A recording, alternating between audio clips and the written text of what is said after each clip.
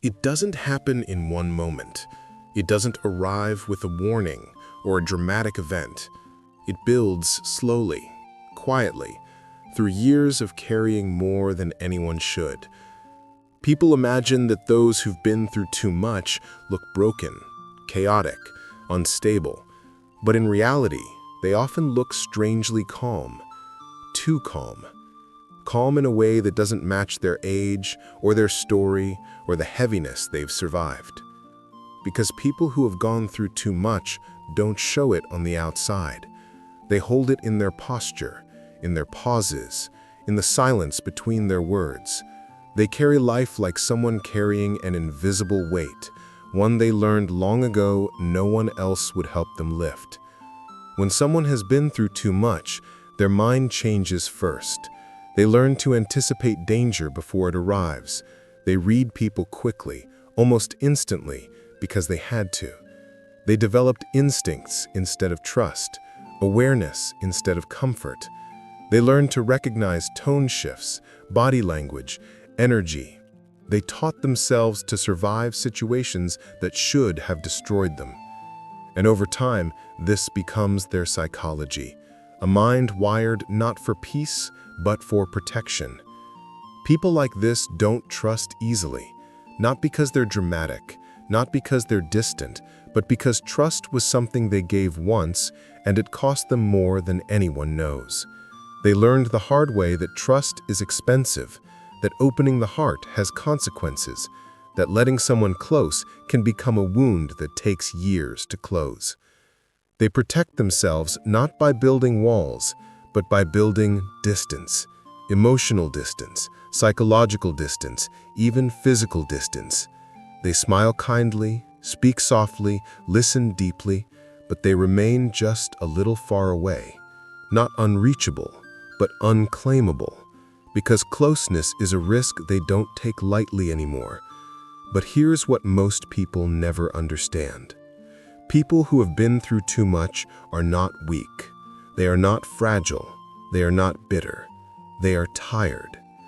Tired not in the way sleep can fix. Tired in the way a soul gets tired. Tired from being strong for too long. Tired from carrying burdens they never asked for. Tired from surviving situations that forced them to grow before they were ready. This kind of exhaustion is invisible. It lives behind the eyes, in the pauses of their sentences, in the way they exhale when the room finally becomes quiet. It's the exhaustion of someone who has spent years in survival mode, years being alert, years being careful, years trying to keep themselves together when everything around them fell apart. People who have been through too much often develop a strange relationship with pain. They handle it well, too well. Pain becomes familiar, predictable, almost expected. They don't crumble easily because life taught them early that they weren't allowed to. So they became experts at holding themselves together, even when no one else knew how close they were to falling apart. But this emotional resilience comes with a price.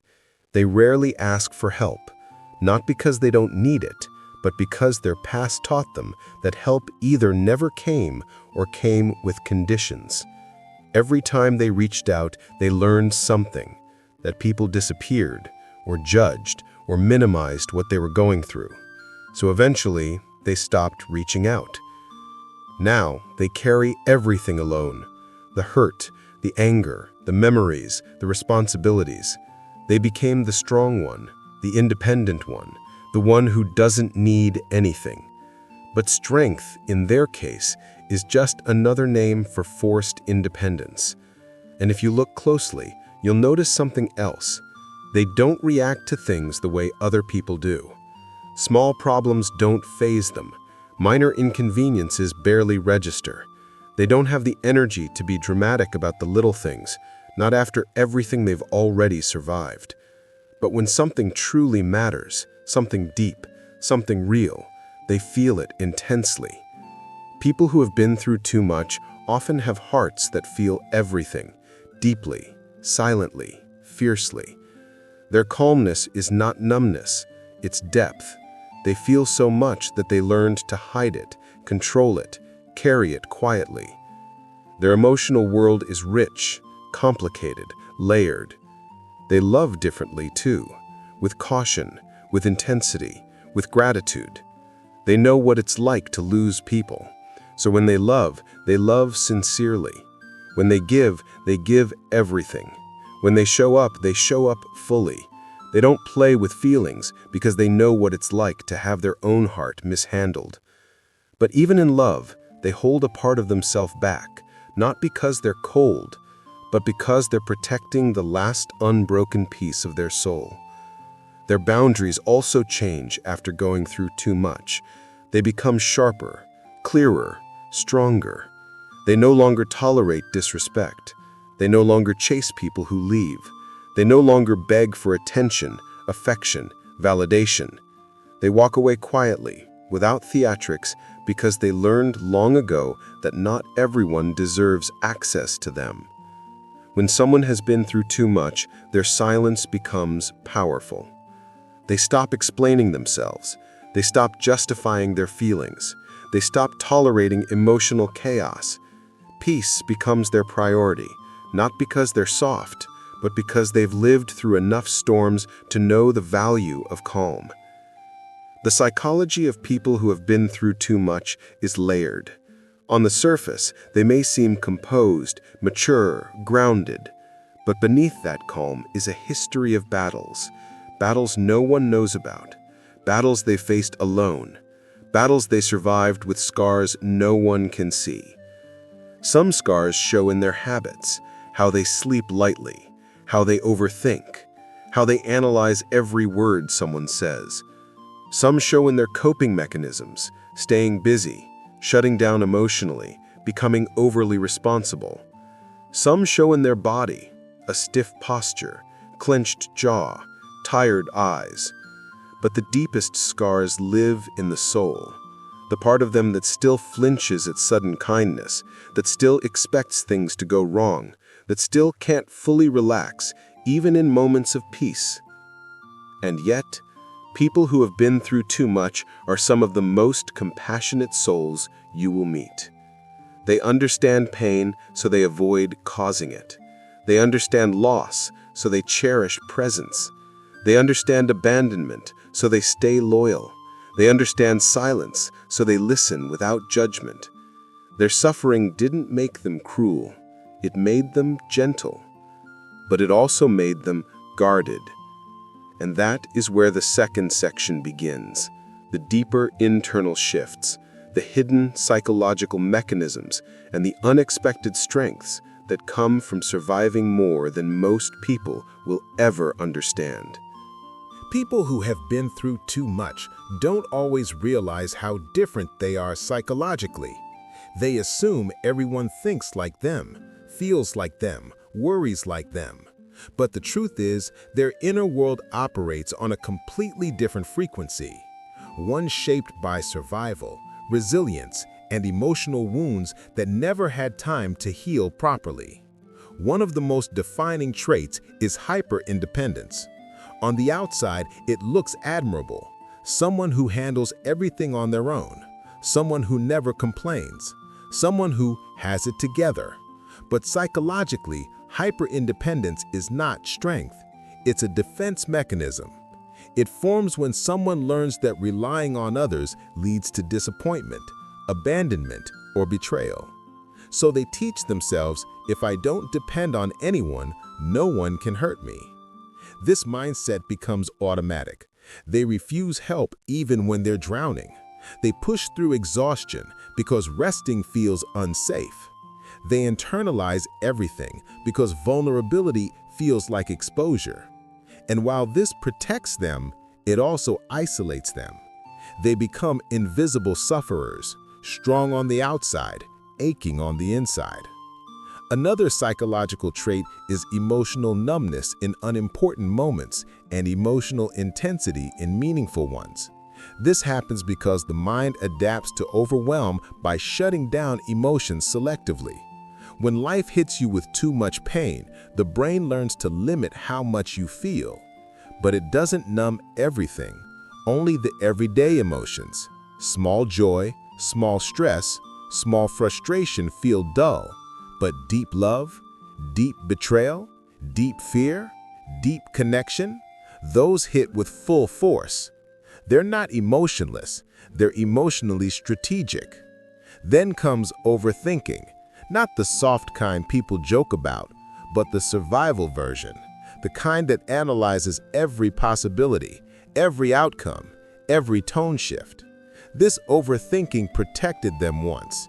It kept them safe. It helped them avoid danger. But now, as adults, it becomes exhausting. Their mind never rests. Their thoughts never slow down. Even peace feels like something that needs to be monitored. People who have been through too much also develop high emotional intelligence. Ironically, not because life taught them empathy, but because life demanded it. They had to understand the moods of others to survive. They learned to predict anger, tension, disappointment. They learned to soothe, stabilize, protect. Now they can read a room instantly. They can sense dishonesty. They can spot emotional danger before anyone else notices. But this gift comes with a curse. They feel unsafe around unpredictable people, loud personalities, emotionally immature people, people who explode then apologize, people who promise then disappear. Unpredictability triggers their survival instincts. Another psychological effect is difficulty receiving love. When someone has endured too much pain, kindness feels suspicious at first. Compliments feel confusing. Affection feels overwhelming. Their mind goes, "Why are you being nice to me? What do you want? What's the catch?" Because somewhere in their past, love came with conditions or consequences. So when they meet people who treat them gently, they freeze. Not because they don't want love, but because they don't know how to believe in it. But yet, ironically, people who have been through too much often love the deepest. They love with loyalty, with sincerity, with devotion. They value the rare people who make them feel safe. They give their whole heart once they trust. But that trust takes time, more time than others understand. And sometimes the right person gives up before they ever get to see the beautiful parts hidden behind the walls. Another psychological trait is self-forgetting. They spent years putting others first. Parents, siblings, partners, friends. They learned to prioritize the needs of everyone else. Now, their own needs feel foreign. When someone asks, "What do you want?" they hesitate, not because they're indecisive, but because they're disconnected from their own desires. Healing for them means remembering themselves, slowly, gently, without guilt. People who have been through too much often struggle with rest. Their nervous system doesn't know how to relax. Silence feels loud. Stillness feels unfamiliar. Relaxing feels dangerous because survival mode never taught them how to switch off. They live between calm and chaos, never fully in either. This is why peace feels both comforting and terrifying. Comforting because they long for it, terrifying because they don't trust it. But beneath all the pain, beneath all the layers of survival, there is something remarkable: the capacity to rebuild. People who have been through too much are survivors. They adapt, evolve, reinvent themselves. They rise quietly from experiences that would break most people. They learn resilience the way others learn language, through repetition, through necessity, through pain. Their psychology is not defined by trauma alone. It is also defined by strength, deep, silent, unshakable strength. Strength that doesn't brag, strength that doesn't show off, strength that simply exists, steady, patient, enduring. If you look closely, you'll see it in their eyes, not the pain, the resilience, the will to keep going, the quiet determination to build a life that doesn't resemble the one they survived. People who have been through too much are not damaged souls. They are forged souls, shaped by fire, refined by struggle, strengthened by survival. And maybe for the first time, they are finally learning that they deserve softness too. They deserve rest. They deserve peace. They deserve a life that doesn't feel like resistance, because surviving was never meant to be their only story. Healing is part of the story too. Becoming whole again, slowly, in their own time, is the chapter they have just begun.